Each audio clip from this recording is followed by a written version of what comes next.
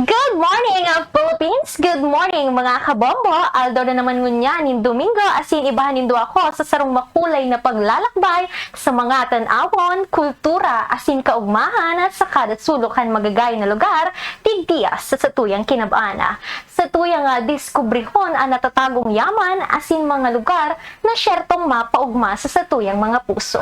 Madya, mga kabombo, maglakbay, mag-enjoy, asin mag-relax, digdiya sa satuyang travel and leisure segment.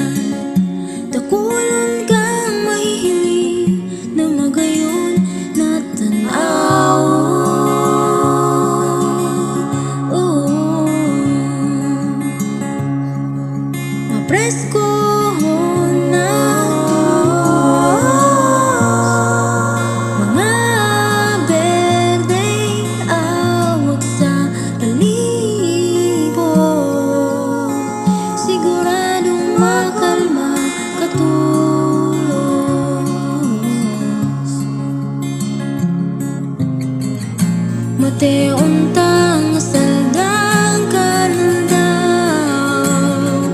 O pwede man kitang magkurahaw Sa kalawakan.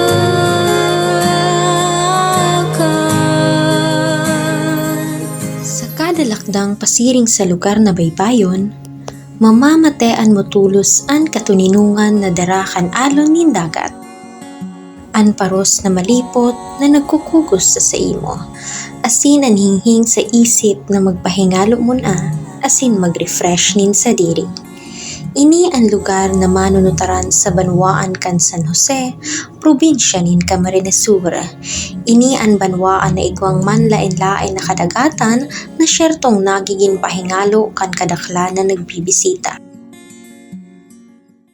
Ibahan mo akong magtulad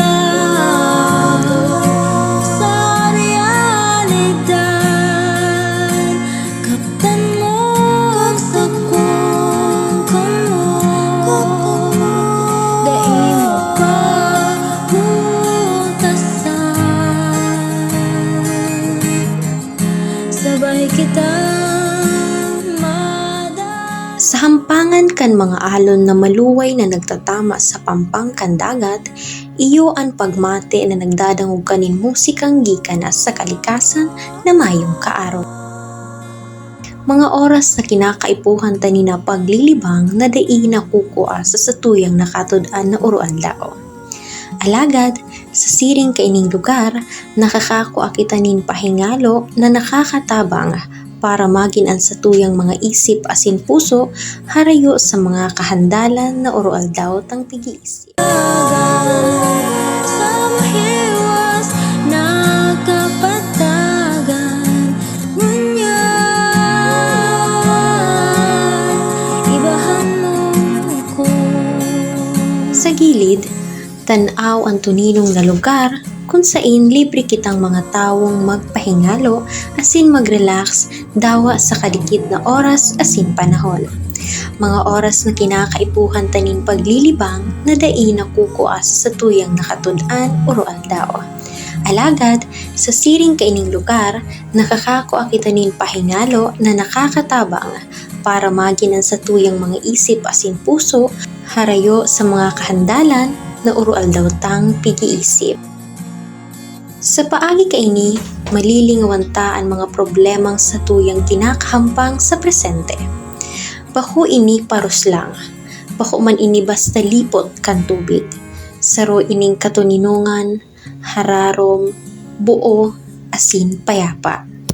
Katuninungang bakong nakakatakot, kundi nakakaugmanin isip asin puso.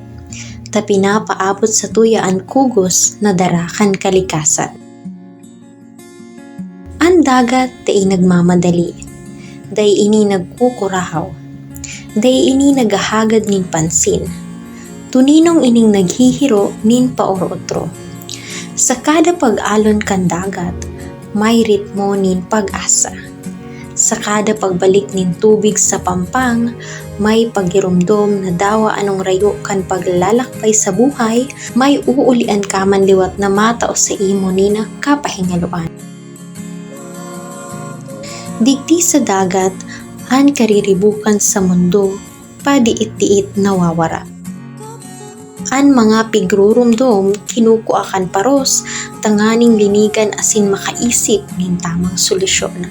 An mga kahapotan na pigbabaon kan alon, dawa o madali ilang na panahon, nakakanood maging payapa asin tahimik.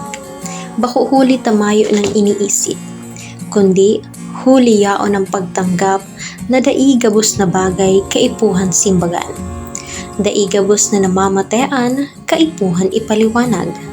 Alagad, ang tunay na kaipuhan iyo ang magpahingalo asin maghangos. An katuninungan na darakan dagat, dai kawalan. Ini sarong presensya. Presensya kan sa diri, kan kalikasan, kan Diyos, kan gabos na bagay na matao sa tuning kapayapaan. Sa katuninungan, madadangog ta ang tunay na pigsasabi kan sa tuyang namamatayan. Sa katuninungan, nakakanood kitang magdangog, bako sa mundo, kundi sa satuyang sa diri mismo. Kaya kung sa mga aldaw na kita napapagal, nariribong o nawawara, magbalik kita sa siring kaining lugar. Bako para tumakas, kundi para magpahingalo, para maghangos, para magirumduman kung si isay kita, kung sain kita pasiring na direksyon, asin kung no importante ang kada lakdang. Ang dagat bako sa nang tanawon, saroy ining nagtutukdo sa satuya, saroy ining nagtatao sa tuya ining mga payo, saroy ining barkada na tuninong lang sa taid ta. Alagad, aramong yaon ng presensya. Asin sa iyang katuninongan, nakakanood kitang maging buo liwata. Alagad, sa likod kan kagayunan na ini, kita dapat maging responsable. An mga siring kaining lugar bako lang para sa satuyang ngunyan, kundi para man sa masunod pang henerasyon. Huli ta ang tunay na biyahero kan man lain-lain na lugar, dahil lang basta nagahanga sa gayon kan mundo. Alagad, ini may ugali inin pagpadaba, pag-apresyar asin nagwebelta nin kamaukutan sa lugar. Sa tuyang tawanin importansya ang kalikasan. Hulit sa kada paggalang takaini, mas urog pa kitang tinatawanin masaganang buhay, payapa, asin tunin. Pwede man kitang magdangokan mga kanta, kan mga bayo. Pwede taman hilingon ang paghulog kan mga dahon.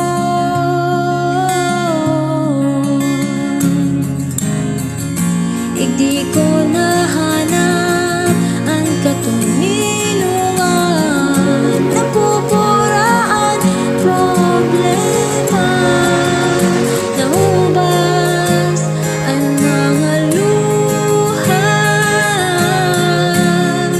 Ibahan mo akong magdulak sa realidad.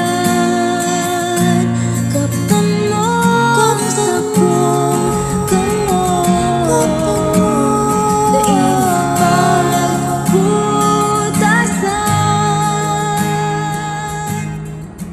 Yan ang satuyang naging pagdiskubre nin kayamanan asin kapayapaan sa lugar mo niya na aldaw.